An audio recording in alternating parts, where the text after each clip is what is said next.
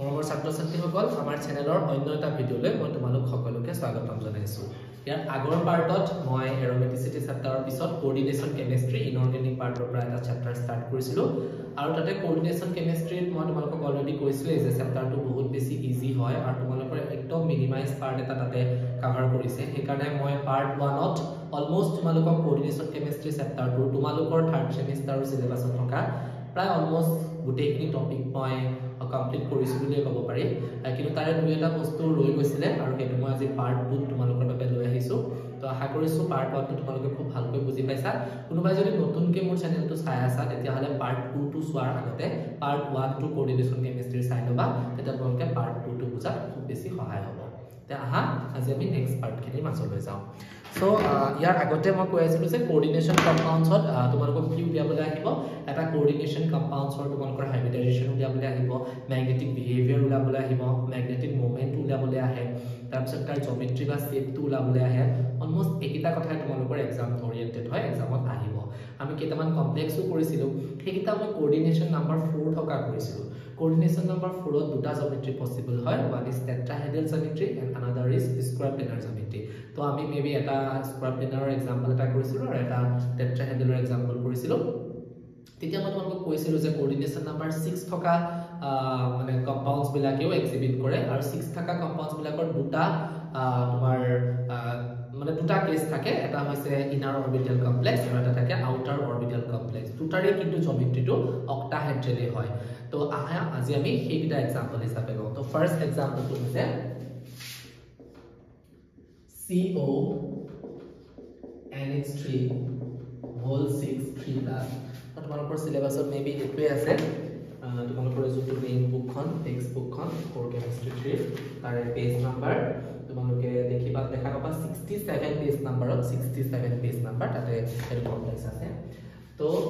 First of all মই কৈছিলো যে প্ৰথমতে মেটেল যোনটো মেটেল আছে এটো কোঅৰ্ডিনেশ্যন স্ফিয়াৰ মই একবাৰ ৰিভাইড কৰাই দিছো আৰু তাৰ ভিতৰত কি থাকে কোঅৰ্ডিনেশ্যন স্ফিয়াৰৰ ভিতৰত এটা চেন্ট্ৰেল মেটেল এটম থাকে আৰু তাৰ লগত কিছুমান ইলেক্ট্ৰন ডোনৰ স্পেচিছ লাগি থাকে যাক আমি লিগাণ্ডছ বুলি কওঁ। তো ইয়াতে আমাৰ চেন্ট্ৰেল মেটেল এটমটো হৈছে কোবাল্ট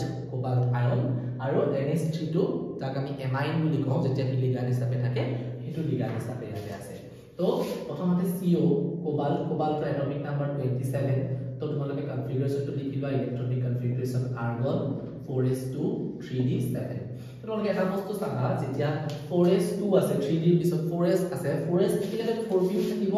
4d থাকিব। তোমালোকে অৰবিটেলবোৰ লিখি ৰাখিব পাৰা, তাতে ইলেক্ট্ৰন নাথাকে বাট কিন্তু 4s থকা মানে ডেফিনেটলি 4p 4d হেবোৰ থাকিবই ফাৰ্মন অৰবিটেলছ বিলাক দেই। তো হেবোৰ তোমালোকৰ পিছত তোমালোকৰ এটা হাইব্ৰিডাইজেশ্যন প্ৰতিক অৰবিটেল বিলাক ইনভলভ হ'ব, তো সেইকাৰণে তোমালোকে লিখি ৰাখিবা ষ্টাৰ্টিংত।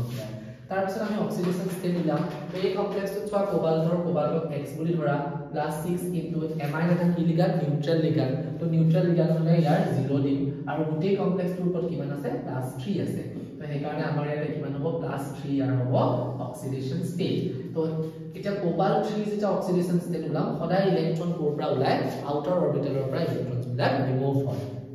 তো সেইকাৰণে দুটা ইলেক্ট্ৰন আউটাৰলি কোৰ পৰা ওলাব, 4s ৰ পৰা দুটা ওলাব আৰু এটা কোৰ পৰা ওলাব 3d ৰ পৰা ওলাব। তো আমাৰ ইয়াতে হ'ব 3d6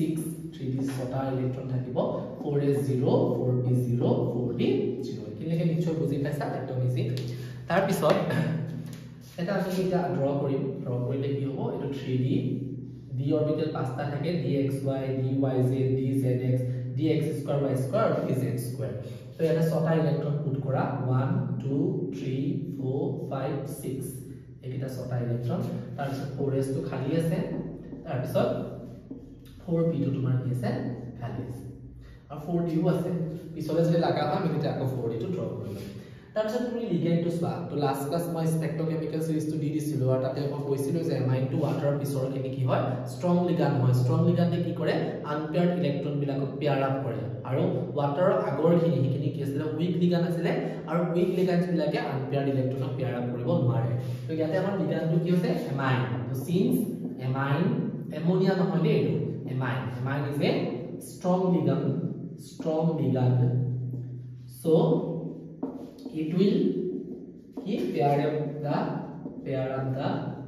unpaired electrons। বহুত বেছি নিলিখিবা, এটা লিখাৰ কোনো প্ৰয়োজন নাই, সেইকাৰণে একদম 2 দা পইণ্ট জাস্ট মেইন কথাটো লিখিবা তাৰপৰ বহুত বেশি লিখা থাকিব পাৰে বাট তোমালোকে একদম নিলিখিবা প্ৰয়োজন নাই জাস্ট তোমালোকে মেইন পাৰ্টখিনি কৰিবা তো देयरफॉर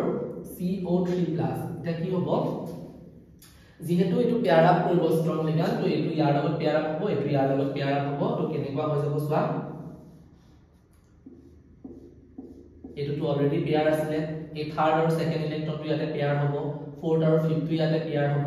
তাৰপিছত বাকিখিনিটো থাকি গৈছিলে কি থাকি গৈছিলে 4s অৰবিটেল এটা থাকি গৈছিলে আৰু 4p অৰবিটেল এটা থাকি গৈছিলে এতিয়া সোৱা এটা লিগান কোনটো এমাইন লিগান আৰু 1 amine ligand donates 1 pair of electron তেতিয়া 6 এমাইন লিগান ডোনেট কিমান পেয়াৰ অফ ইলেক্ট্ৰন হ'ব यस 6 পেয়াৰ অফ ইলেক্ট্ৰন এই 6 পেয়াৰ অফ ইলেক্ট্ৰন সোমাবলৈ আৰু কি লাগিব ভেকেন্ট অৰবিটেল লাগিব মানে খালি অৰবিটেল লাগিব এম্পটি অৰবিটেল লাগিব আৰু এম্পটি অৰবিটেল গ্ৰুপ কোড ঘৰ কিটা খালি আছে সোৱা 3d দুটা ঘৰ খালি আছে 4s এটা ঘৰ খালি আছে 1 2 3টা হৈ গল আমাৰ গাড়ী কেটা স্পটা তো ইয়াতে কি খালি থাকিব তিনটা খালি থাকিব সো কিমান হ'ব সোৱা এই কিনিৰ পৰা হাইব্ৰিডাইজেচনত ইউজ হ'ব কি হ'ব হাইব্ৰিডাইজেচন यस D2sp3 হাইব্ৰিডাইজেচন ইয়াত 1 এমোনিয়া মলিকুল এটা ইলেক্ট্ৰন পেয়াৰ দিব ইয়াতে সোমাব তাতে এমোনিয়া বুলি মই লিখি দিছো এমোনিয়া মানে এমাইন যেটা লিগান হিচাপে থাকে এটো এমাইন এমোনিয়া তো এমাইন হিচাপে লিগান থাকে তো এটো লিখি দিছো D2sp3 তেতিয়া আমাৰ পাৰ্ট কিটা সোৱা হাইব্ৰিডাইজেচন কিমান পাবো আমি হাইব্ৰিডাইজেচন পালো মই D2sp3 আৰু D2sp3 হওক sp3 D2 হওক জিওমেট্ৰি তেতিয়া হলে তাৰ কি হ'ব অক্টাহাইড্ৰেল একেৰে sp3 D2 আৰু D2sp3 দুটাৰে আমাৰ জিওমেট্ৰি কি হয় অক্টাহাইড্ৰেলে হয় তাৰ পিছত ছয়টা মেইন পাৰ্ট তোমালোকক যোনটো কোৱেশ্চন আহিব তোমালোকৰ ফাইনাল এক্সামত হেতু মই কৈ আছো যে এই কমপ্লেক্সটো আউটাৰ অৰবিটেল নে ইনাৰ অৰবিটেল কমপ্লেক্স হেতু সবতকে বেছি ইম্পৰ্টেন্ট পইণ্ট সো এই কি কৰিছে ভিতৰৰ ডি ব্যৱহাৰ কৰিছে 3d অৰবিটেল 3 এটো ভ্যালেন্স অৰবিটেল দুটা 4s হৈ আছে 4p মানে ফোৰ্থ সেল দুটা ভ্যালেন্স অৰবিটেল কিন্তু কি তাতকে এট ওয়ান ঘৰ আগত মানে 3d অৰবিটেলটো হাইব্ৰিডাইজেচন বা বন্ডিংত ইউজ কৰিছে since it uses inner d orbital hence it is called inner orbital complex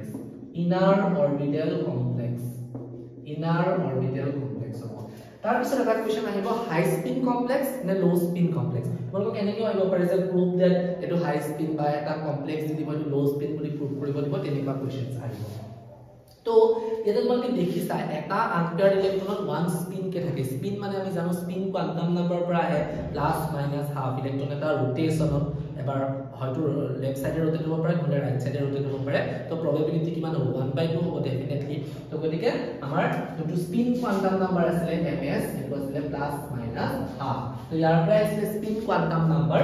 spin two মানে ইলেক্ট্ৰনে যে নিজৰ যে এক্সিছত যে স্পিন কৰে তাৰ পৰা স্পিন কোয়ান্টাম নাম্বাৰ আহিছিলে সো এটা আনপেয়াৰ্ড ইলেক্ট্ৰনত এটা কো স্পিন থাকিব ইয়াতে চোৱা আনপেয়াৰ্ড ইলেক্ট্ৰনই নাই এটা কি হৈ আছে সো পেয়াৰ আপ হৈ আছে মানে কি হ'ব यस এটো হ'ব লো স্পিন কমপ্লেক্স কাৰণ এটা স্পিন মোড কম স্পিন অলমোস্ট নাই লো স্পিন কমপ্লেক্স ইয়াৰ স্পিনটো ইয়াৰ এটো স্পিনে কি কৰিব নালিফাই কৰিব নিউট্ৰেলাইজ কৰিব ইয়াৰ আপৱাৰ্ড স্পিনটো ডাউনৱাৰ্ড স্পিনটোৱে নালিফাই কৰিব ইয়াৰ আপৱাৰ্ড স্পিনটো ডাউনৱাৰ্ডে নালিফাই কৰিব তো স্পিন নাই তাৰ পিছত ম্যাগনেটিক বিহেভিয়াৰ কি হ'ব যেহেতু আনপেয়াৰ্ড ইলেক্ট্ৰন নাই গতিকে ম্যাগনেটে অ্যাট্ৰাক্ট কৰিব নে নকৰে আনপেয়াৰ্ড ইলেক্ট্ৰন থাকিলে ম্যাগনেটে অ্যাট্ৰাক্ট কৰে আৰু তেনেকুৱা সাবস্টেন্সেছক আমি কি বুলি কওঁ প্যাৰামেগনেটিক সাবস্টেন্সেছ আৰু তেনেকুৱা কম্পাউণ্ডছক কয় প্যাৰামেগনেটিক কম্পাউণ্ডছ তাত ইয়াতে যেহেতু দেখিছা তোমালোকে কোনো আনপেয়াৰ্ড ইলেক্ট্ৰন নাই সেইকাৰণে ম্যাগনেটিক বিহেভিয়াৰ বা ম্যাগনেটিক প্ৰপাৰ্টিটো কি হৈ যাব ইয়াতে ডায়ামেগনেটিক হ'ব আৰু তোমালোকে যেহেতু এটাও আনপেয়াৰ্ড ইলেক্ট্ৰন না স্পিনটো কি হৈ যাব আমাৰ ম্যাগনেটিক মোমেন্টটো কি হৈ যাব 0 হৈ যাব এই পইণ্টটা এটা আদি কৰি দিছো এই পইণ্টটা তোমালোকৰ পৰীক্ষাত ওলাব আহিব হাইব্ৰিডাইজেচন জিওমেট্ৰি ইনাৰ নে আউটাৰ অৰবিটেল কমপ্লেক্স হাই স্পিন নে লো স্পিন আৰু ম্যাগনেটিক বিহেভিয়াৰ এইকেইটাৰ ভিতৰতে কোৱেশ্চন আহিব একদম আহাৰ 99% চান্সটো হৈছে ইনাৰ অৰবিটেল বা আউটাৰ অৰবিটেল আৰু হাই স্পিন বা লো স্পিন এইটো পাৰ্টিকুলাৰ কোৱেশ্চন তোমালোকে এক্সামত দেখা পাবা তো আশা কৰিছো তুমি বুজি পাবা তে নেক্সট কোৱেশ্চন তোমাৰ জলে গৈছো স্যাৰ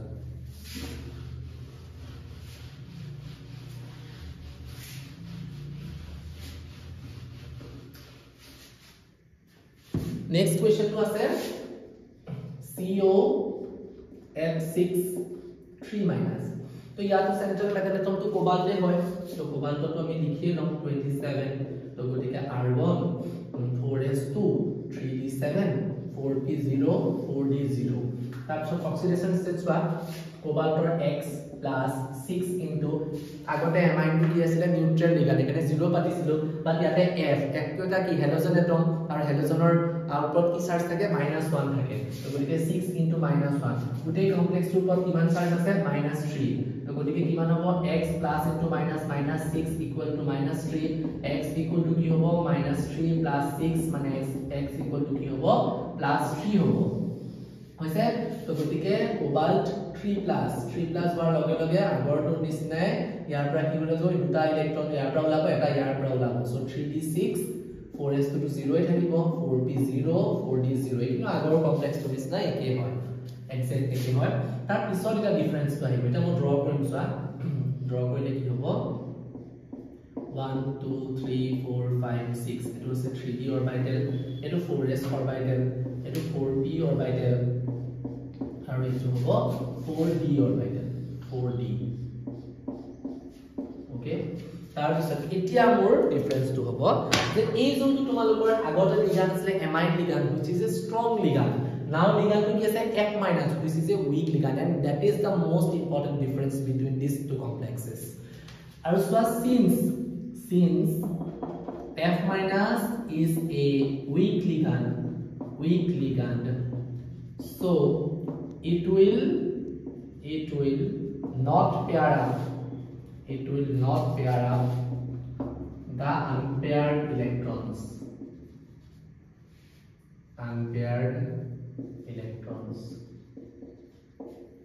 therefore CO3+ এটা তো পেয়ার নকৰে পেয়াৰ নকৰিলে কি কৰিব হাইড্ৰেশন এনেকৈ থাকিব আগৰটো কি আছিল এইটো ইয়াৰ লগত পেয়াৰ হৈছিল কাৰণ এটা লিগানটো ষ্ট্ৰং লিগান আছিল which is amine লিগান বাট ইয়াতে F-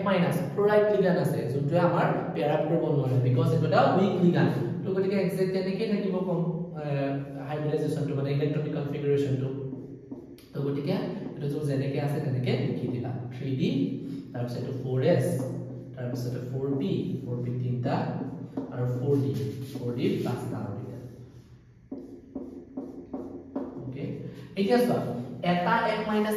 pair of electron donate কৰিব 6F- donate 6 pair of electron এই 6টা পেয়াৰ অফ ইলেক্ট্ৰন কোড সোমাব তাৰ কাৰণে 6টা খালি ঘৰ লাগিব 6টা খালি ঘৰ ক্ৰিয়েট কৰিব লাগিব আগৰবাৰ d দুটা 3d দুটা খালি ঘৰ ক্ৰিয়েট হৈছিল এবাৰ যেটো নাই হোৱা তো গতিকে কোৰ পৰা অৰবিটেল ল'ব এটা 4s তিনিটা 4p আৰু দুটা 4d তো গতিকে এইখিনিৰ পৰা এইখিনিলৈকে অৰবিটেলবোৰ ইউজ কৰিলে তাৰমানে কোনকিটা অৰবিটেল ব্যৱহাৰ কৰিছে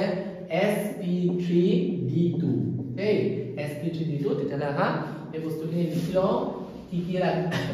পয়েন্ট নাম্বাৰ এক্সাম্পল দিব প্ৰথমটো হাইব্ৰিডাইজেশন আগৰটো হাইব্ৰিডাইজেশন d2sp3 পাইছিলো এটোৰ হাইব্ৰিডাইজেশনটো কি পালো sp3d2 পালো ঠিক আছে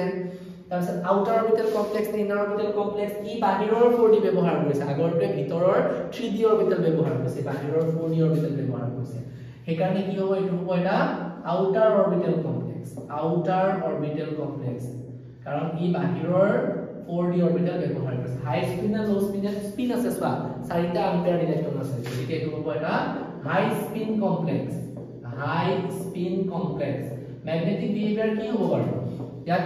ম্যাগনেট অ্যাট্ৰাক্ট কৰিব নে ৰিপেল কৰিব কেনেকৈ গম পাম আম্পেয়াৰ ইলেক্ট্ৰন আছে নে নাই yes আম্পেয়াৰ ইলেক্ট্ৰন আছে নে আছে চাৰিটা আম্পেয়াৰ ইলেক্ট্ৰন আছে গতিকে কি হ'ব এটো এটা প্যাৰামেগনেটিক কমপ্লেক্স হ'ব তাৰ পিছত ম্যাগনেটিক মোমেন্ট উলিয়াম ম্যাগনেটিক মোমেন্ট কেনেকৈ উলিয়াম ফৰ্মুলা বলকে জানা square root n * n + 2 bn মানে ইউনিট বোর ম্যাগনেটন তো n মানে কি আছে নাম্বার অফ আনপেয়ার্ড ইলেক্ট্রন কেটা আছে চাৰিটা তো 4 * 4 + 2 bn মানে কিমান হ'ব স্কয়াৰ ৰুট অফ 24 bn 24 হলে 4.9 সামথিং হ'ব আৰু দেই bn হৈছে বুজি পাইছা কাৰণ কেনেকৈ কলো কাৰণ স্কয়াৰ ৰুট অফ 25 ত 5 আহে তো 25 ত অলপ কম আছে তো 4.9 সামথিং আহিব ম্যাগনেটিক মোমেন্ট তো এটা বস্তু তোমালোকক বুজাব দিব তো এখিনি আছে তাৰপিছত আৰু এটা কমপ্লেক্স আছে FeCO5 আয়ৰন ডেল্টা কাৰ্বনেল এটো তোমালোকে একে ধৰণে উলাব পাৰিবা এইবোৰ বস্তু তাৰ পৰা উলাব আহিব তো কোঅৰ্ডিনেশন নম্বৰ 46 ৰ এখিনি বস্তু আছিল তাৰ পিছত এই যে মই আগতেও কৈছিল যে science is a continuous process সায়েন্সত বেলেগ থিওৰিৰ ওপৰত বেলেগ ৰিসাৰ্চাৰ্ছ বিলাকে ৰিসাৰ্চ ৱৰ্কটো কন্টিনিউ কৰি থাকিব আজি যদি তুমি পঢ়ি আছা হয়তো কাইলৈ নহ'ব পাৰে আৰু বেলেগ তাতে মডিফাই হ'ব পাৰে ঠিক তেনেকৈ যদি এটা থিওৰি দিয়াৰ পিছত তাৰ কোনো লিমিটেশন বা ড্ৰবেক্স নাথাকিলে হেতেন তেতিয়ালে বেলেগ এটা থিওৰি ইনভেন্ট নহ'লহেতেন গতিকে ভ্যালেন্স বন্ড থিওৰিটো হৈছে আমাৰ কোঅৰ্ডিনেশন নাম্বাৰৰ বন্ডিংটো এক্সপ্লেইন কৰিবলৈ one of the theory it is not da ultimate theory আৰু কিছুমান ড্ৰবেক্স আছে থাকাৰ কাৰণে নেক্সট ক্ৰিষ্টেল ফিল্ড থিওৰি আহিলে লিগান ফিল্ড থিওৰি আহিলে মলিকুলাৰ অৰবিটেল থিওৰি আহিলে there are lots of theories to explain the bonding in coordination compounds so valence bond theory is one of them হিহঁতৰ মাজত এটা আহে কিন্তু গোটেই আল্টিমেট থিওৰি নহয় তাৰ কিছুমান লিমিটেশনছ আছে তো কি লিমিটেশন আছে এইকেইটা চাম আহা তো তোমালোকৰ পিছৰ টপিকটো আছে shortcomings of valence bond theory shortcomings মানে হৈছে তোমালোকৰ আমাৰ valence bond theory drawbacks দে তো ফাৰ্স্ট drawback টো হৈছে ই সদায় first one limitation of valence bond theory তোমালোকৰ কিতাপত এটো shortcomings বুলি আছে তো এই ওয়াৰ্ডটো বেলেগ আহিব পাৰে দে এক্সামত ইয়াৰ বহুত নাম থাকে one name is drawbacks another name is limitation another is shortcomings another is failures তো বেলেগ নাম দি ক'ব পাৰে limitation drawbacks shortcomings failures তো কোনটো আহিব ক'ব পৰা নাযায় তোমালোকে চাই লবা দেই তো একেটা মিনিং কৰে গুটে কিটাই তো মানে ইয়াৰ বিফলতা কিটা ইয়াৰ মানে কি কাৰণ ভ্যালেন্স বন্ড থিওৰিটো কি ক্ষেত্ৰত ফেইল হৈছিল কিহৰ কাৰণে তো ৰিজেক্ট কৰিব লগা হ'ল মানে হেতু তাৰ পিছত আৰু নতুন থিওৰি দিব লগা হ'ল দেই first of all it only provide qualitative information এটা পিক্টোৰিয়েল ৰিপ্ৰেজেন্টেশন হে দিব পাৰে কিন্তু গোটেই কমপ্লেক্সৰ বন্ডিংটো ভালকে কি ইলাবৰেট কৰিব নোৱাৰে মানে ডেসক্ৰাইব কৰিব নোৱাৰে কাৰণ এটা অনলি কোৱালিটেটিভ দুটা টাৰ্ম থাকে ন কোৱালিটেটিভ এন্ড কোৱান্টিটেটিভ এই দুটা ক্ষেত্ৰ ভালকে এক্সপ্লেইন কৰিব নোৱাৰে ই কোৱালিটেটিভ ইনফৰমেশন হে প্ৰভাইড কৰিব পাৰে মানে এটো কমপ্লেক্সটো আউটাৰ হল ইনাৰ হল এনেকুৱা কথাবোৰ ক'ব পাৰে কিন্তু এটো এটা সত্যি প্ৰি এজাম্পশনৰ ওপৰত বেছ কৰি আছে আচ্ছা মই তোমালোকক এটা এক্সাম্পল কওঁ এতিয়া এই যে এই মাত্ৰ মই যোনটো কমপ্লেক্স তোমালোকক দিলো তাতে তোমালোকে ভালকে বুজি পাবা CONH3 আকৌ এটা কমপ্লেক্স দিলো COF63- এই দুটা কমপ্লেক্সটো একে আছিল কোনখিনি ডিফাৰেন্স আহিছিল বাৰু মন কৰাচোন যেতিয়া মই তোমালোকক কৈ দিলো যে এমাইন টু ষ্ট্ৰং লিগান্ড এটা তোমালোকে ইলেক্ট্ৰন কিটা পেয়াৰ আপ কৰি দিলা যেতিয়া মই কৈ দিলো যে F- টু উইক লিগান্ড তোমালোকে ইলেক্ট্ৰন কিটা পেয়াৰ নকৰিলা তেনেকৈ ৰাখি থৈ দিলা ইলেক্ট্ৰনটো পেয়াৰ কৰি দিয়াৰ কাৰণে এই কমপ্লেক্সটোৰ হাইব্ৰিডাইজেচন ওলাই গল sp3d2 d2sp3 ইয়াৰ আহি গল sp3d2 যাৰ কাৰণে কি হ'ল গোটেই সিনাৰিওটো দুটা বেলেগ হৈ গল ই হৈ গল ইনাৰ অৰবিটেল কমপ্লেক্স ই হৈ গল আউটাৰ অৰবিটেল কমপ্লেক্স ই হৈ গল লো স্পিন কমপ্লেক্স ই হৈ গল হাই স্পিন কমপ্লেক্সেস ইয়াৰ ম্যাগনেটিক মোমেন্ট 0 ইয়াৰ ম্যাগনেটিক মোমেন্টটো 4.9 সামথিং আহিছিল তো গতিকে পিক্টোৰিয়েল গোটেই ৰিপ্ৰেজেন্টেশনটো কিহৰ কাৰণে চেঞ্জেস আহি গল জাস্ট এই লিগান্ডৰ নেচাৰটোৰ ওপৰত যে NH2 মানে এমাইন এটা ষ্ট্ৰং লিগান্ড হয় না উইক লিগান্ড হয় F-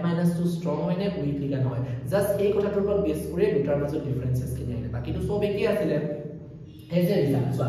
মই যদি তোমালোকক কৈ নিদিম হেতেন যে এমাইনটো এটা ষ্ট্ৰং লিগান্ড তোমালোকে তাৰ পিছৰ পাৰ্টখিনি কেনেকৈ কৰিলা হেতেন মানে আনপেয়াৰ ইলেক্ট্ৰনক পেয়াৰ আপ কৰিব লাগে নে নালাগে সেই তোমালোকে অনুমান কৰিব নোৱাৰিলা হয় ঠিক তেনেকৈ F- টো যদি মই উইক লিগান্ড বুলি নোকোৱা হয় তেতিয়াও তোমালোকৰ ফাইনেল ৰিজাল্ট উলাব নোৱাৰিলা অৰ্থাৎ যেহেতু মই কৈ দিছ বা মোক বেলেগ এজনে কৈ দিছে যে এটো ষ্ট্ৰং লিগান্ড বা উইক লিগান্ড তেতিয়াহে মই কামখিনি কৰিব পাৰিছো মানে এটো বস্তু এটা এজাম্পশনৰ ওপৰত বেছ হৈ আছে যে এইখিনিৰ পৰা এইখিনি মই তোমালোকক প্ৰথম দিনাই কৈছিলো মনত পেলোৱাছোন যে এইখিনিৰ পৰা এইখিনিলৈকে ষ্ট্ৰং লিগান্ড এইখিনিৰ পৰা এইখিনি উইক লিগান্ড কিন্তু তাৰটো কোনো মই মানে বেছ পোৱা নাই যে এইটোৰ ওপৰত বেছ কৰি এইটো ষ্ট্ৰং লিগান্ড এইটোৰ ওপৰত এইটো বেছ কৰি এইটো উইক লিগান্ড বুলি কয় তাৰ কোনো বেছিস নাছিলে জাস্ট মই তোমালোকক কোৱালিটেটিভলি মানে মুখে তোমালোকক কথাটোহে কৈ দিছো যে এইটো ষ্ট্ৰং এইটো উইক লিগান্ড তো কোৱালিটেটিভ ইনফৰমেশন হে প্ৰভাইড কৰে তাৰ পিছত চোৱা আমি জানো তোমালোকে আগতেও পঢ়িছা এইচএস কোৰ্সত যেটা তোমালোকৰ ডি ব্লক এলিমেন্টস আছিল ডি ব্লক এলিমেন্ট বিলাকক কি বুলি কয় ট্ৰানজিশন মেটেলস কিয় ট্ৰানজিশন বুলি কৈছিলে because it occupies the position in between s and p block orbital s block element আৰু p block element ৰ মাজতে d block খিনি আছিল গ্ৰুপ নাম্বাৰ 3 to 12 আৰু হেখিনি হেকনে ট্ৰানজিশন এলিমেন্টস বুলি কৈছিলে আৰু ট্ৰানজিশন এলিমেন্টস বিলাকে কি কৰে কালাৰ কম্পাউণ্ডস ফৰ্মেশন কৰে তোমালোকে চাবা তোমালোকে কোঅৰ্ডিনেশন কম্পাউণ্ডত যেতিয়া পইছা তাতে কি মেটাল পাইছা কোবাল্ট পাইছা কোবাল নিকেল পাইছা কোবাল পেলাডিয়াম পাইছা কোবাল প্লেটিনাম পাবা এনেকুৱা কমপ্লেক্স বিলাকে পাবা যোনবিলাক কি হয় আমাৰ ডি ব্লকৰ পৰা আহে মানে গ্ৰুপ 3 পৰা 12 লৈকে আহে হয়নে তো গতিকে এই যে কালাৰ বা স্পেক্ট্ৰাটো কোৰ পৰা আহিল এটো কি ভালকে এক্সপ্লেইন কৰিব পৰা নাছিল দেই it does not explain about the color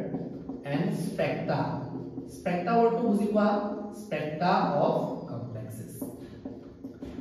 okay কি কালাৰ টো কোৰ প্ৰাইস তোমাকে জানা দিন লগত যদি ভালকে পঢ়িছিলা দিন লগটো DD ট্ৰানজিশন বুলি কয় মানে D এলিমেন্টস বিলাকে D ইলেক্ট্ৰনস বিলাকে T2Z অৰবিটেলৰ পৰা যে ইজিলি যে তোমাৰ জাম্প কৰে তাৰ পৰা D পৰা D অৰবিটেললৈ জাম্প কৰাৰ কাৰণে DD ট্ৰানজিশন হয় আৰু DD ট্ৰানজিশনৰ কাৰণে ট্ৰানজিশন মেথডস বিলাকে কালাৰ্ড কম্পাউণ্ড ফৰ্মেশন কৰে বুলি কয় বাট এই বিষয়ে এই থিওৰিটোৱে একো ইনফৰমেশন দিয়া নাছিলে তাৰপিছত হেতু মাত্ৰ যোনটো কথা কলো যে স্প্লিটিং অফ D অৰবিটেলৰ বিষয়ে কি একো ইনফৰমেশন দিয়া নাছিলে স্প্লিটিং অফ D অৰবিটেল মই এই মাত্ৰ কলুছবা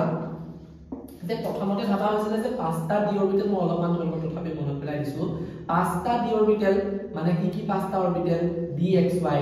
dyz dzx dx2 y2 আৰু dz2 এই পাঁচটা d অৰবিটেলত প্ৰথম অৱস্থা ডিজেনাৰেট বুলি ভাবা আছে ডিজেনাৰেট ওয়াৰ্ডটো কি বুজায় ইকুৱেল এনাৰ্জেটিক কিন্তু পিছলে যেতিয়া কিহতে মেটেলৰ লগত বাইন্ড কৰিলে মানে লিগাণ্ডৰ লগত বাইন্ড কৰিলে এটা এনাৰ্জিটো বাঢ়ি গ'ল আৰু বাঢ়ি যোৱাৰ লগে লগে ইহঁতে এটা সময়ত স্প্লিটিং কৰে তাৰে তিনটাৰ এনাৰ্জিটো কি হৈ যায় কমি যায় আৰু তিনটাৰ দুটাৰ এনাৰ্জিটো হৈছে বাঢ়ি যায় যোন তিনটাৰ এনাৰ্জিটো মই পিছলে বাৰ আৰু এটা ব্লক পঢ়াম তেতিয়া ভালকে কম বাৰু এই কথা মই জাস্ট এটাই জানিব লাগিব যে পাঁচটা d অৰবিটেল প্ৰথম অৱস্থাত ডিজেনাৰেট আছিল পিছৰ অৱস্থাত এটা স্প্লিটিং কৰে কোনকিটা এনাৰ্জি কমি যায় dxy dyz dzx আৰু পিছলে কি হয় দুটা এনাৰ্জিটো বাঢ়ি যায় dx2 y2 আৰু dz2 এই দুটাক একেলগে কয় ez অৰবিটেল এই তিনটাক একেলগে কয় t2z অৰবিটেল আৰু এই ez আৰু t2z মাজৰ ডিফাৰেন্সটোকে কি বুলি কয় ডেলো বুলি কয় আৰু মাজৰ চেণ্টাৰটো কি বুলি কয় বেৰি চেণ্টাৰ বুলি কয় এইবোৰ তোমালোক অলৰেডি পঢ়ি আহিছা কাৰণে মই বহুত বেছি আৰু এক্সপ্লেইন কৰি থকা নাই বা তথাপিও যদি কিবা ডাউট থাকে নেক্সট চেপ্টাৰত ক'বা মই আকৌ এবাৰ এক্সপ্লেইন কৰি দিম সো এই যে ইলেক্ট্ৰন যে যাব দুটা চাৰিটা ইলেক্ট্ৰন আছিল ইয়াতে যে চাৰিটা ইলেক্ট্ৰন আছিল 1 2 3 4 ইয়াতে তিনটা সমান আৰু এটা পৰা পেয়াৰ নম্বৰ প্লে ইয়াতে গুছি গ'ল ফোৰ পৰা গ'লে গ'ল এই d পৰা d লৈটো গ'লে এটাও d অৰবিটেল এটাও d অৰবিটেল তো d পৰা d লে যে অৰবিটেল যায় হেতুকে কয় splitting of d orbital dd transition যাৰ কাৰণে ট্ৰানজিশন এলিমেন্টস বিলাকে কালাৰ কমপ্লেক্সেস ফৰ্মেশন কৰে এই স্প্লিটিং অফ d অৰবিটেলৰ বিষয়ে আমাৰ ভ্যালেন্স বন্ড থিওৰি একো ইনফৰমেশন প্ৰভাইড কৰা নাছিল আৰু লাষ্টটো হৈছে variation of magnetic properties with temperature এটোৰ বিষয়ে একো তেও এক্সপ্লেনেশন দিয়া নাছিল variation of magnetic properties with temperature এটো ডেফিনেটলি হবসা টেম্পাৰেচাৰ বহুৱা বা কমাৰ লগে লগে ম্যাগনেটিক বিহেভিয়াৰটো চেঞ্জেস নাহিব জানো ডেফিনেটলি আহিব তাত সেই বিষয়ে ভ্যালেন্স বন্ড থিওৰি একো এক্সপ্লেনেশন দিয়া নাছিল যাৰ কাৰণে পিছত আৰু থিওৰি দিব লগা হ'ল ক্ৰিষ্টেল ক্লিয়াৰ থিওৰিৰ ওপৰতে এই d অৰবিটেলৰ স্প্লিটিংটোৰ ওপৰত বেছ কৰি দিব লগা আছিল এইখিনি আছে তোমালোকৰ ভ্যালেন্স বন্ড থিওৰিৰ শৰ্ট কামিংস তো তোমালোকৰ সিলেবাসত এইখিনি আছে তাৰ পিছত যদি কিবা টপিক তোমালোকৰ ৰৈ গৈছে হেতু মোক তোমালোকে কবা এতিয়া মই এইখিনিৰ পিছতে তোমালোকৰ কৈছো আমাৰ এক্সাৰসাইজৰ মাজতে এক্সাৰসাইজটো প্ৰায় কমন টাইপৰ কোৱেশ্চনছ বুলি আছে তথাপিও মই তোমালোকক কৈ দিব বিচাৰিছো চোৱা প্ৰথমতে এমসিকিউ দিয়া আছে মাত্ৰ তিনিটা এমসিকিউ দিয়া আছে প্ৰথমটো কৈছে এ কমপ্লেক্স ইনভলভিং dsp2 হাইব্ৰিডাইজেশন হ্যাজ এটা মই লাস্ট ক্লাস তোমালোকক কৈ দিছিলো যে কোঅৰ্ডিনেশন কম্পাউণ্ডস কেনেকৈ বনায় কোঅৰ্ডিনেশন নম্বৰ 4 থকা গুৰে বনায় আৰু কোঅৰ্ডিনেশন নম্বৰ 6 থকা গুটি সিনাৰিওটো মই কৈ দিছিলো 4 টো হলে দুটা হাইব্ৰিডাইজেশন পসিবল হয় এটা sp3 এটা dsp2 sp3 হলে কি বুলি কৈছিলো জিওমেট্ৰিটো টেট্ৰাহেড্ৰন তোমালোকে চাবা এটা ফাৰ্স্ট ভিডিওত মই গুটিখিনি এক্সপ্লেইন কৰিছোৱে আৰু dsp2 হলে কি বুলি হ'ব স্কয়াৰ টেনাৰ হ'ব আৰু কোঅৰ্ডিনেশন নম্বৰ 6 হলে মই ড্ৰ কৰি দিছিলো দেই মানে তাৰ ডায়াগ্ৰামটো ড্ৰ কৰি দিছিলো তাৰপিছত এটো হ'ব d2sp3 এটা হয় আৰু এটা হ'ব sp3d2 দুটাৰে একে হয় দেই আমাৰ জিওমেট্ৰি একে হয় অক্টাহেড্ৰেল জিওমেট্ৰি হ'ব আৰু এটো হলে কি বনাব ইনাৰ অৰবিটেল কমপ্লেক্স ইনাৰ কেনে কিয় বনায় ইনাৰ অৰবিটেল বুলি আমি লাষ্টৰ এক্সাম্পল কিটা গমে পালো আৰু এটো হ'ব আউটাৰ অৰবিটেল কমপ্লেক্স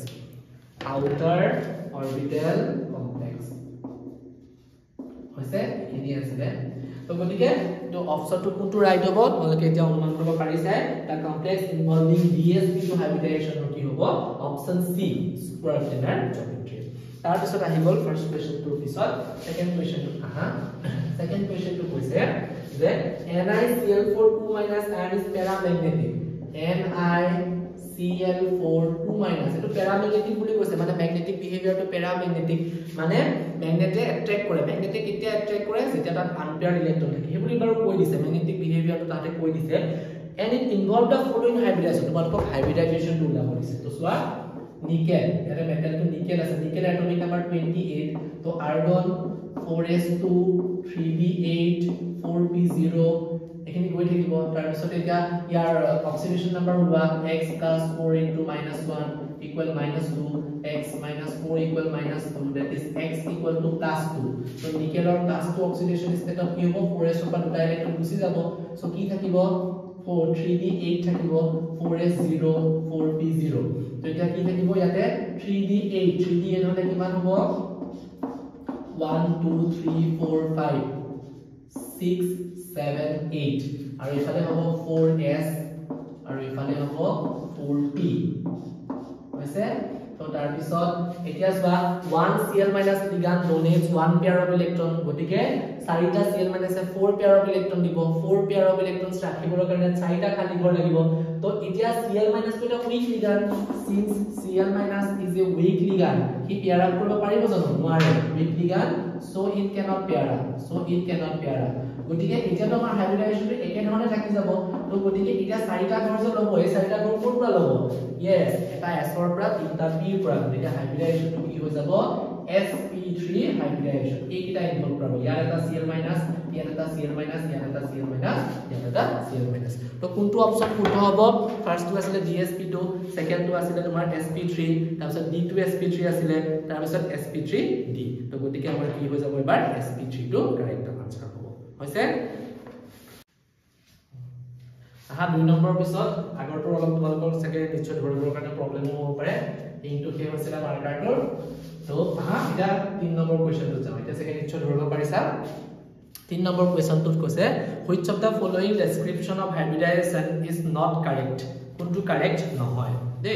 কোনটো কাৰেক্ট নহয় সো তোমালোকে এটা উলালে চাব লাগিব উলাবলে এটা তোমালোকে পাৰা হৈছে এটা C নম্বৰটো চোৱা C নম্বৰটো Zn NH3 whole 4 2 plus এটো কি হ'ব চোৱা Zn আছে Zn ৰ 30 তো গতিকে R1 4s2 3d10 তো গতিকে Zn 2 plus এটো 2 plus আছে অক্সিডেশন স্টেট 2 plus হলে R1 3d10 তো এটো 4p0 4d0 আছে তো d10 কনফিগারেশনত চোৱা 3d10 আছে মানে 1 2 3 4 5 1 2 3 4 5 6 7 8 9 10 3d to fulfill হৈ আছে next 4p next 4s তাৰপিছত 4p এগুৰ আছে তাৰপিছত চোৱা 1 amine ligand donates 1 pair of electron তো therefore 4 amine ligand donates 4 pair of electron তো গতিকে কোনকিটা ব্যৱহাৰ কৰিব এটা চোৱা amine টো কি ligand আছে strong ligand strong weak ৰ কথাই নাই চোৱা কাৰণ এটা অলৰেডি ইলেক্ট্ৰন পেয়াৰ আপ হৈ আছে আৰু পেয়াৰ কৰিব লগা নাই গতিকে যদি ষ্ট্ৰং ligand পেয়াৰ আপ হৈ আছে আৰু তো কথা নাই 4 জোড়া ইলেক্ট্ৰন থাকিবৰ কাৰণে 4টা খালি ঘৰ লাগে তো ই এটা প্ৰভাইড কৰিব ই এটা প্ৰভাইড কৰিব ই এটা প্ৰভাইড কৰিব ই এটা প্ৰভাইড কৰিব তো কিমান নম্বৰ হাইব্ৰিডাইজেশন sp3 কিন্তু আমাক কি দিয়া আছিল হাইব্ৰিডাইজেশন অপচনটো 3 নম্বৰত Zn NH4 whole 2 plus ৰ হাইব্ৰিডাইজেশন দিয়া আছিল dsp2 তো কোনটো কাৰেক্ট নহয় বুলি কৈছে তো c নম্বৰটো হ'ব কাৰণ তাৰ হাইব্ৰিডাইজেশনটো কিমান হ'ব sp3 আৰু তোমালোকৰ এতিয়া এনেকুৱা লাগিব পাৰে যে স্যাৰ আমিটো first second a b d হেকিটা কেনেকে উলাইলে সাম এক্সামত আৰু তোমালোকে যা প্ৰেক্টিস কৰিবা কমপ্লেক্সটো দেখি পেলাই গম পোৱা হৈ যাবা যে মানে এটা অক্সিডেশন নাম্বাৰটো চোৱা আগৰবাৰ অক্সিডেশন নাম্বাৰটো উলাইলে দেখাইছিলো নিশ্চয় তোমালোকে জুনে মন দি চাইছা গমে পাইছা যে মই ডাইৰেক্টলি 2+ লিখুতেও তোমালোকে বুজি পোৱা হৈ গৈছা ঠিক তেনেকৈ তোমালোকে কমপ্লেক্সবোৰ দেখিলে তাৰ হাইব্ৰিডাইজেশনটো কি উলাব দেখা পোৱা হৈ যাব এটো একদম টেনচন নহবা একদম পাৰি যাবা তাৰ পিছত which of the following system has 3 নম্বৰটো C হ'ব দে আনসাৰটো which of the following system has maximum number of unpaired electron এটা প্ৰথমটো কৈছে d5 সেকেন্ডটো কৈছে d4 থাৰ্ডটো কৈছে হাই স্পিন d7 আৰু ফৰ্থটো কৈছে d6 সবতকে আনপেয়াৰ্ড ইলেক্ট্ৰন ক'ত থাকিব ডেফিনেটলি d5 মতে থাকিব কিয় থাকিব চোৱা d5 মানে 5টা অৰবিটেল d অৰবিটেল 5টাই থাকে তো গতিকে কি হৈ যাব 5টা d অৰবিটেল d5 কনফিগাৰেশনটো কেনেকুৱা হ'ব 1 2 3 4 5 1 2 3 4 5 যোনটো বি অপচন আছে তাতে কি বুলি কৈছিলে লো স্পিন d4 তাৰমানে d4 মানে এনেকুৱা আৰু লো স্পিনে কি কৰে স্পিন কমকে থাকে মানে পেয়াৰ আপ কৰিব মানে নহয় তো গতিকে এনেকুৱা হ'ব লো স্পিন হয় না d4 পেয়াৰ আপ কৰিব তো পিছৰখিনি গমে পাবা আৰু যদি 5টা ইলেক্ট্ৰন থাকিলে তো ডেফিনেটলি এটো কি হ'ব তাৰ স্পিন বেছি হ'ব তাৰ নামটো n কিমান হ'ব 5 তো হেকানে ম্যাগনেটিক মোমেন্টটো বেছি হ'ব আনপেয়াৰ ইলেক্ট্ৰন বেছিকে আছে হৈছে এটোৱে সুধিছিলে এই চাৰিটা এমসিকিউ আছে তোমালোকৰ তাৰ পিছত যে শৰ্ট আনসাৰ কোৱেশ্চনত কি দিয়া আছে সোৱা what are high and low spin complexes according to valence bond theory তো আনসাৰটো লিখা হৈ আছে মই কৈছিলৱে যে হাই স্পিন কমপ্লেক্সেস কোনে ফৰ্মেশন কৰিব যত তোমাৰ স্পিনটো বেছিকে থাকিব আৰু স্পিনটো বেছিকে থাকিব আৰু লো স্পিন কমপ্লেক্সেস কোনে ফৰ্মেশন কৰিব যাৰ স্পিনটো কমকে থাকিব এটা যাৰ d2sp3 হাইব্ৰিডাইজেশন থাকে d2sp3 তোমালোকক মই কৈছিল CONH3 whole 6 3+ তাতে চাবা তাতে ভিতৰৰ d অৰবিটেল ব্যৱহাৰ কৰা হৈছিল d অৰবিটেল এটা তোমালোকে চাবা কমপ্লেক্সটো অলৰেডি মই পঢ়াই দিছিলো তাতে এনেকুৱা আছে প্ৰথমতে 6টা ইলেক্ট্ৰন আছিল ন 1 2 3 4 5 6 এনেকুৱা আছিল পিছত কি হৈ গৈছিল এটো ইয়াৰ লগত পেয়াৰ আপ হৈ গৈছিল এটো ইয়াৰ লগত পেয়াৰ আপ হৈ গৈছিল এজ এ ৰিজাল্ট এটোৰ পৰা ষ্টাৰ্ট হৈছিল 3D তাৰপিছত 4s আছিল তাৰপিছত 4b মনত পৰিছে নিশ্চয় 4p তো গতিকে এখিনিৰ পৰা কি হৈছিল d2sp3 হাইব্ৰিডাইজেশন হৈছিল সেইকাৰণে আমি এটো কি বুলি কৈছিলো স্পিনটো yes low spin complexes আৰু high spin complex হলে কি হ'ব sp3d2 হ'ব high spin টো কেনেকুৱা আছে মই পিকচাৰটো দেখুৱাই দিছো তোমালোকৰ মনত আহিব high spin টো এনেকুৱা COX63- ৰ ক্ষেত্ৰত আমি কৰিছিলো 1 2 3 4 5 6 তো গতিকে তেতিয়া কোনটা খালি ঘৰ বনাব লগা হৈছিল এটো 4s আৰু তিনটা 4p আৰু বাকি কিটা অৰবিটেল কি ব্যৱহাৰ কৰা হৈছিল 4d দুটা অৰবিটেল ব্যৱহাৰ কৰা হৈছিল তাৰ হাইব্ৰিডাইজেশন হৈছিল sp3 তো হেকিটাকে high spin and low spin complexes বুলি হ'ব তাৰ পিছতে does valence bond theory satisfactorily explain magnetic moment values it satisfactorily explain magnetic number of unpaired electrons present in the metal ion of the complex magnetic moment কেনেকৈ ওলাই বাৰু square root of n into n plus 2 dm তো গটিকে n equal to number of unpaired electron তো তাৰ পৰা কি explain কৰিব পাৰিছিল তো লিখা হৈ আছে তাৰ পিছত লং আনসাৰ কোৱেশ্চনত দিছে discuss the limitations of valence bond theory আজি মই ডিসকাসে কৰিলো কোৱালিটেটিভ ইনফৰমেশন দিব নোৱাৰে কালাৰ এন্ড স্পেক্ট্ৰাৰ বিষয়ে কি ভালকে এক্সপ্লেইন কৰিব পৰা নাছিল স্প্লিটিং অফ ডি অৰবিটেলছৰ বিষয়ে এক্সপ্লেইন কৰিব পৰা নাছিল variation of magnetic behaviour with temperature হেতু এক্সপ্লেইন কৰিব পৰা নাছিল একিটা মনকে লিখি দিবা তাৰপিছত কৈছে what is the difference between an inner orbital complex and an outer orbital complex discuss with one example each তো inner orbital complex এটো আছিল inner d ৰ ব্যৱহাৰ কৰিছে d2sp3 outer orbital complex এটো outer d ব্যৱহাৰ কৰিছে ইয়াৰ এক্সাম্পল তো কি আছিল CONH3 whole 6 আৰু স্কয়াৰ ওপৰত 3+ স্কয়াৰ ব্ৰেকেটৰ ওপৰত আৰু ইয়াৰ এক্সাম্পল তো আছিল COF6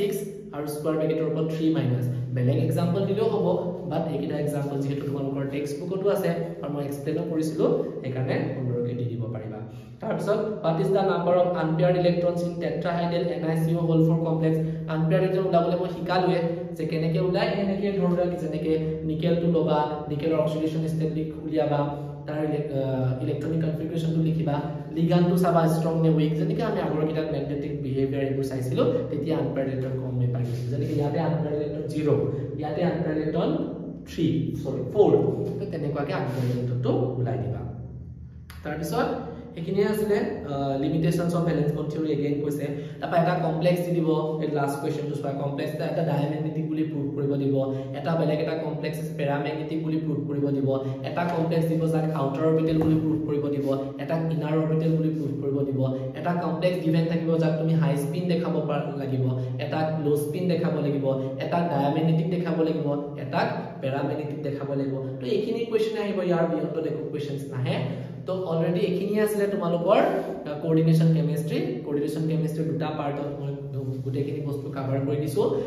তোমালোকৰ লাষ্টৰ ফাললৈ ইং যেহেতু অলপ কমিছিলে কিন্তু ঘৰুৱাৰ পিছতো মাৰ্কাৰটোৱে কাম কৰা নাই সেইকাৰণে তোমালোকে কিছুমান বস্তু দেখা নাপাব পাৰা হেতু কবা যদি আলে কিবা তোমালোকে দেখা নোপোৱাকৈ ৰৈ গৈছে বা অলপ দেখাত প্ৰবলেম পাইছা তেতিয়া হলে মই হেকিটা বাৰু আকৌ কভাৰ কৰিব চেষ্টা কৰিম আৰু এই দুটা ভিডিঅ'ত পাৰ্ট 1 পাৰ্ট 2 যদি তোমালোকৰ কিবা ডাউটছ আছে কমেন্ট সেকশনত মোক কমেন্ট কৰিবা মই তোমালোকৰ কাৰণে এটা ডাউট ক্লাছ আহিম আগতেও এৰোমেটিসিটি মই 4টা ভিডিঅ অলৰেডি আপলোড কৰিছিলো এই চেনেলটোতে তো তাৰো যদি কিবা ডাউট আছে হেকিটাও কবা